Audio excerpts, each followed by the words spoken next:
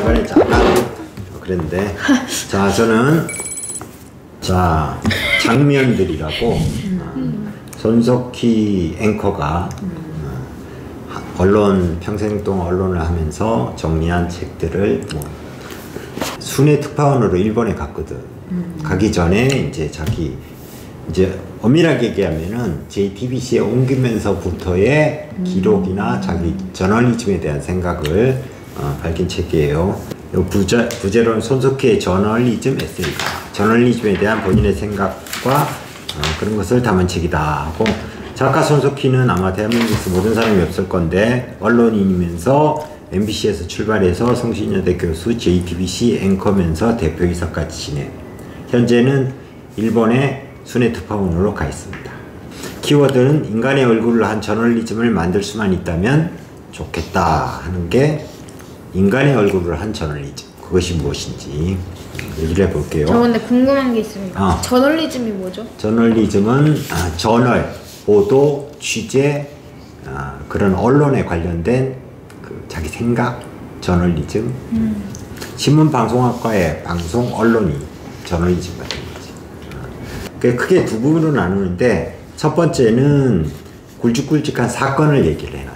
그동안에 세월호라든지 최순실 태블릿 PC 얘기라든지 뭐 이런 얘기들, 조국 정국이라든지 그거에서 자기의 정치적인 소견을 얘기한 게 아니라 언론을 취재하고 보도하고 하는 원칙을 얘기하는 거야. 그 다음에 두 번째는 저널리즘은 무엇이어야 하는가. 바람직한 저널리즘은 자기가 생각할 땐 이러이러한 거였다. 이렇게 두 가지로 나눠져 있어요. 그래서 처음에 이제 얘기한 거는 전반부에 크게 두 번의 첫 번째는 어젠다 키핑을 생각한다는 큰 제목이야. 어젠다 키핑은 뭘까? 어젠다 세팅과 어젠다 키핑. 어젠다 세팅과 어젠다 키핑이라는, 그러니까 언론인들이나 방송국에 있는 취재 기자라든지 그 다음 신문사들은 늘 어젠다 세팅을 굉장히 염두에 둬. 무엇을 헤드라인으로 옮겨서 이걸 이슈화 시킬 것인가. 쉽게 말해서 뭐 특종이라든지 이런 문제들 있잖아. 어젠다 세팅, 어떤 걸 세팅해서 주제로 끌고 갈 것인가, 어떤 게 더 중요한가, 이런 부분에서 굉장히 이때까지 신경을 많이 써왔거든. 근데 본인은 어젠다 세팅도 중요하지만 그 세팅된 어젠다를 어떻게 계속 끌고 나가서 좋은 그 마무리를 할 것인가. 계속 키핑은 계속 간다는 얘기야. 그 부분에 자기는 역점을 굉장히 많이 뒀다. 이렇게 얘기를 하고 있어. 손석희 사장님이 이런 내용이 있어. 그거 내보낼 수 있어. 이건 뭐냐면은 2013년에 JTBC 종편으로 갔어. JTBC 알지? 이리거나. 많이 보지. JTBC는 중앙일보 계열사였어. 그러니까 전체로 얘기하면 하여튼 삼성가야. 어제 가족이라. 삼성가야. 근데 손석희 사장이 되게 공정하다고 생각을 했었는데, JTBC에 삼성 계열인데 거기 가서 삼성을 보도하는데 객관적일 수 있냐? 사람이 다 그렇게 의구심을 가졌어. MBC랑 이런 데는 공영방송이기 때문에 기업하고는 관계가 없는 데잖아. 근데 여기는 삼성하고 관계가 있는 데야. 그래서 처음에 가서 딱 부딪힌 사건이 뭐냐면 2023년도 10월에 심상정 의원 있잖아. 심상정 의원이 삼성의 노조와해 관련된 문건을 보냈어. 보도해 줄 수 있냐고. 그러니까 이게 이제 자기는 공언을 했어. 나는 삼성하고 무관하다. 관련이 없다. 객관적이다. 라고 얘기를 했고, 그걸 홍석현 회장한테도 다짐을 받고 갔어. 정권을 받고 갔어. 근데 과연 삼성에서 자유로울 수 있을까 하는 첫 번째 삼성 노조 관련 문건을 터뜨렸어. 그래갖고 나중 결국에는 무노조를 포기하는 결과까지 이끌어냈어. 단초가 됐어. 삼성 이재용 회장이 무노조를 포기하겠다.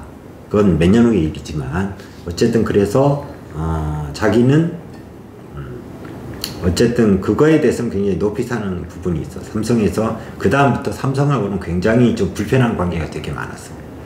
두 번째 이제 세월호 사건이었어. 세월호 사건 때는 4월 16일인가? 그때 세월호 사건이 터졌잖아. 세월호 사건이 터졌는데 무려 한 300일 가까이를 현장에 기자를 계속 내보내면서 취재를 했어. 남들이 다 접고 다른 거 보도하고 막 이럴 때. 그래서 이 세월호 사건만큼은 끝까지 가져가겠다. 그래갖고 그게 바로 어젠다 키핑이에요. 그러니까 보도할 만한 가치가 있고 중요하다고 생각이 들면은 그것을 끝까지 오랫동안 그 기사를 갖고 세팅을 계속 해가면서 간다라는 거야. 계속 지켜나간다라는 거겠지. 가치가 있을 때까지. 그래서 그 다음에 이제 태블릿 PC 같은 경우에도 가장 영향력을 굉장히 많이 끼쳤어요. 왜냐면 최순실의 태블릿 PC를 발견하면서 그 안에 모든 증거들이 드러났거든. 그래갖고 그 이후에 어쨌든 그 많은 파급력을 미쳤고 결국에는 대통령이 탄핵되는 JTBC의 그런 손석희 사장의 영향력은 아니지만 어쨌든 어젠다를 한번 가치가 있다고 생각하면은 남들이 보도 안 할 때도 계속해서 세팅이 나간다는 거지. 그러니까 이 손 사장이 여기 책에서 쓴 건 그거야. 기자들이나 이런 사람들한테 되도록이면 자기 생각을 얘기하지 않는데. 그러니까 태블릿 PC를 입수했다는 얘기를 듣고 급비 보안이야. 그래서 근처에 호텔을 잡았고 일주일 동안 태블릿 PC를 갖고 취재를 하고 분석을 했대, 기자들이. 자기는 가지 않았대. 왜냐하면 자기가 가는 것 자체가 영향력을 미칠 수 있기 때문에. 그래서 첫 번째로 그날은 이 보도 리스트가 나오지 않았대, 앞쪽이. 아예 빠져 있을 때. 그래서 사람들이 굉장히 왜 아니 앞쪽에 헤드라인이 다 빠져 있는데 뭘 넣으려고 그러는 건가. 근데 결국에는 태블릿 PC를 입수해서 그걸 터트림으로써 굉장히 이제 하여튼 그 사건에 파란을 일으켰지. 계속 뭐 가짜다 진짜다 뭐 했는데 진짜인 증거가 거의 다 나온 거야. 다 나온 거지. 왜냐면 이제 여기에서 인재에서 얘기하는 건 그거를 그 최순실 그쪽이 사무실을 옮기면서 워낙 급하게 옮겨서 자기 책상을 정리를 안 했대. 근데 기자가 뒤늦게 거기를 가서 근데 그 경비 아저씨가 JTBC에 굉장히 호의적인 사람인 거야. 세월호 보도하는 거 보니까 믿을만 하다, JTBC는. 그래서 문을 따주고 다시 좀 보고 싶다 하니까 문을 따주고 갔는데 우연히 그 책상 서랍에 태블릿 PC가 있었다라는 거야. 그거는 사실인 것 같아. 뭐 저를 만들었다 조작했다 워낙 얘기가 많았었는데 그래갖고 그 우연히 그래갖고 그거를 일주일 동안 분석을 하고 이제 내놓을 수 있었다는 거지. 그 다음에 세 번째 이제 또 얘기를 했던 게 미투 사건 났을 때, 그러니까 성폭력 당하고 이런 미투 사건이 있잖아. 그게 2018년도에 굉장히 바람이라기보다 이슈화 됐었거든. 근데 그때에 무엇보다 이제 큰 거는 서지연이라는 검사, 현직 검사가 미투 뉴스룸에 와서 미투 인터뷰를 한 거야. 검찰 조직에 있는 사람, 여자가. 그게 굉장히 또 큰 바람을 일으켰고, 근데 그때 가해자는 뭐냐면은 법무부의 검찰국장이었어. 그 사람은 징역 2년을 받았어. 인사상 불이익은 아니다라고 무혐의를 받았어. 그리고 그 이후에 또 이제 미투가 이어진 게 김지은 씨 알지? 안희정 충남도지사의 비서였던 김지현 씨가 2018년 3월에 나왔어, 뉴스룸에. 그러면서 엄청난 파장을 일으키고 안희정 씨는 징역형을 받았어. 그러니까 이런 미투 사건을 할 때는 어떻게 다루어야 되는지를 굉장히 고민을 많이 했대. 그래서 그 보도 원칙이 나와 있더라고. 그래서 그때 한 얘기가 하나 있는데, 뉴스룸은 아무리 공격을 받아도 미투 문제를 피해가지 않겠다. 보통은 많이 피해가려고 그러거든. 이게 워낙 비난도 받고 격려도 받고 비난도 받고 이게 계속 반복되는 아이템이라. 그래서 이것도 어젠다 키핑을 했다, 오랫동안. 어젠다 세팅하는 것만 저거 하지 말고 쭉 지켜나가는 것도 되게 중요하다. 그러니까 나는 이걸 보면서 다른 건 모르겠지만 세월호 보도를 할 때 정말 오랫동안 보도를 했었거든. 그리고 본인도 생방송을 몇 달간 행복하게 내려가서 했었고, 그 다음에 기자를 끝까지 남겨줘서 그 287일 하여튼 300일 가까이를 기자를 계속 바꿔가면서 있잖아. 나중에는 그 기자가 그랬대. 사장님이 나를 잊어버린 거 아니야? 이랬대. 하도 오랫동안 있어갖고. 아, 그런 거는 할 만한 가치가 있는 거는 이거 되게 어려운데 굉장히 이런 건 중요하구나. 그리고 이런 얘기, 손석희 사장이 이런 걸 할 수 있었던 이유는 이 대한민국 언론이 처음으로 모든 권한을, 정권을 받았기 때문에. 그 정권이라는 건 뭐냐면 언론에 있어서 정권은 세 개야. 뭐냐면은 편집권, 예산권, 인사권. 이 세 개를 가지면 자기 마음대로 할 수 있어. 신념대로. 비중을 두고 취사 선택을 할 수 있는 권리를 편집권이라 하거든. 예, 그거는 보통은 위에서 많이 개입을 많이 하지. 이거는 빼달라, 분리하면 이거는 넣어달라, 이런 거. 그런 거는 전부 다 타치를 하지 마라 하고 편성권을 받았고, 그 다음에 예산권은 이 주어진 예산을 그 안에서 효용적으로 쓸 수 있는 거야, 자기 권한이. 인사권은 뭐냐면은 내가 이 사람을 안 치고 이 사람을 다른 쪽으로 수서로 보낼 수 있는 권한이에요. 그럼 내가 앵커고 내가 사장이면은 좋은 기자는 어떤 걸 맡기고 이 기자는 딴 쪽으로 보내고 이런 걸 할 수, 그러니까 정권을 받은 거지 그야말로. 그거를 홍석현 회장이 오케이를 했대, 가기 전에. 그래서 자기는 갔고, 그 이후에 이제 박근혜 정권 때나 이런 삼성으로부터 굉장히 홍석현 회장이 곤란한 일이 되게 많았었나 봐. 근데 자기한테는 얘기하지 않았나 봐. 그래서 약속은 지켰다, 결국 홍 회장이 이런 얘기를 하더라고. 그래서 100분 토론에 대한 소회를 적어놨더라고. 어디? 어디? 다음 페이지 보면은 본인이 이제 MBC 있을 때 시선 집중하고 100분 토론을 통해서 굉장히 연말을 많이 했다고 해요. 그러니까 훈련, 트레이닝, 토론에 대한 트레이닝, 그 다음에 뭐 그런 있잖아. 제일 내가 100분 토론, 그렇지. 내가 이 사람이 되게 오고 싶어 했어, 사실은 그때. 100분 토론에? 그 전에 유시민 씨가 사회자였거든. 유시민 씨가 나가면서 이분이 왔는데, 그다음 넘쳐고 봤는데, 내가 100분 토론 진행자가 되기를 원했던 것은 토론 프로그램을 대표한다는 상징성뿐 아니라 주제와 패널을 택하는 데 있어서 자율성과 과감함, 그리고 균형에 대한 끝없는 추구를 믿었기 때문이다. 누가 뭐래도 당시 100분 토론은 제작진이나 나나 자부심을 느낄만 했다. 맞습니까? 맞습니다. 이건 그때 그래, 100분 토론은 정말 나도 시청자였지만 정말 그때 진짜 젠틀하면서도 딱 절제도 할 줄 알고 서로의 이거 다투잖아. 보통 보면 막 논쟁하느라고 막 자기 거기에 빠져가지고 사회생활도 안 듣고 이러는데 정말 아우라가 달랐지. 그 손석희 거 할 때는. 그리고 되게 예리한 질문도 정말 사람들 궁금하지만 약간 질문하기에 패널을 모셔놓고 질문하기 약간 실례되지 않나라는 생각 없이 가감하다는 말이 맞는 것 같아요. 하여튼 뭐 그리고 이제 마지막으로는 뭐 이거는 정치적인 얘기가 아니라 여기 지금 뒤쪽 페이지로 보면 2019년 하반기에는 조국 정국이 한국을 뒤덮었다 이 말이야.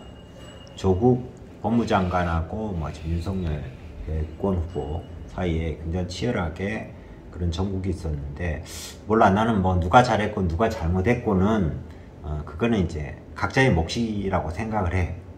여기서는 그 얘기를 하자는 얘기가 아니라 나는 내가 제일 마음에 드는 문장을 하나 가져온 거야. 이게 뭐냐면은 JTBC도 많은 비판과 격려를 받았다. 비판도 되게 많이 받았어.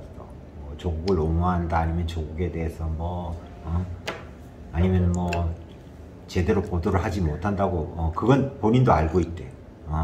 근데 좀 다른 양상이라는 거야.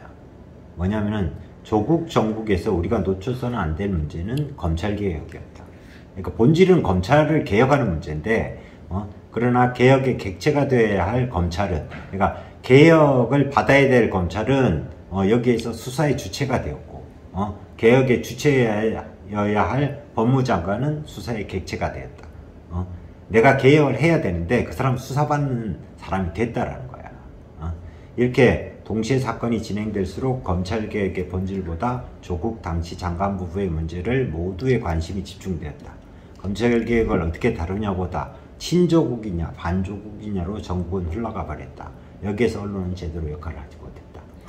이게 나는 이게 맞다고 생각을 하는데, 문제의 본질은 이건데 결국에는 누가 맞냐를 갖고 계속 언론에서 다루다 보니까 언론의 본연의 업무를 못했다라는 거지.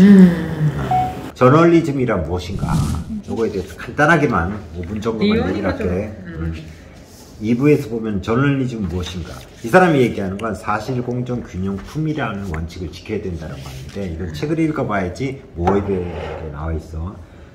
처음에 자기가 JTBC의 사장으로 와서 부장들하고 첫 상견례를 할 때 누가 물어봤대. 보도의 원칙이랄까 이런 게 뭔가요? 하고 물어봤대. 그러니까 자기는 얘기를 했대. 그때 가장 우선시돼야 할 건 팩트다. 팩트, 사실이어야 된다.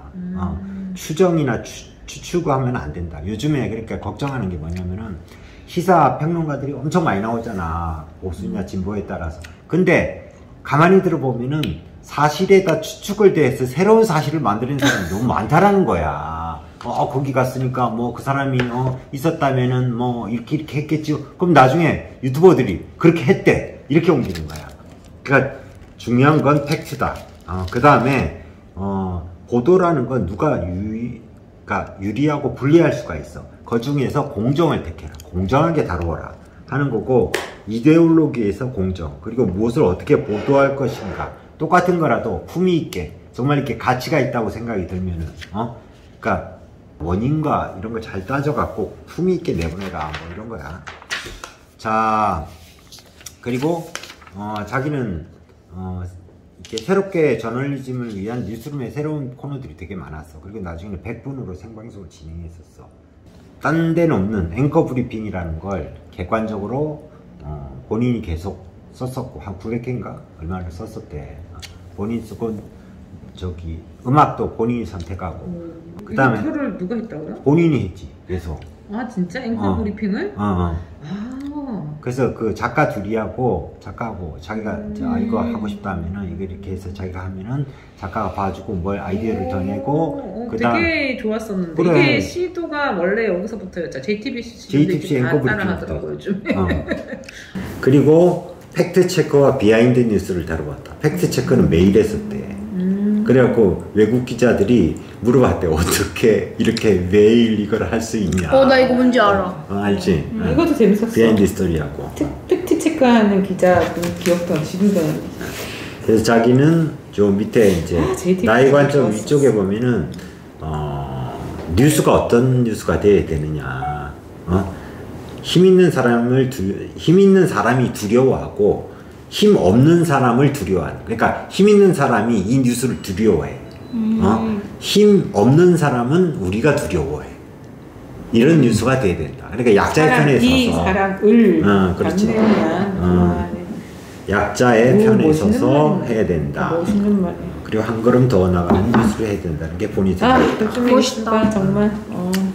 이런 얘기를 하고 있어요.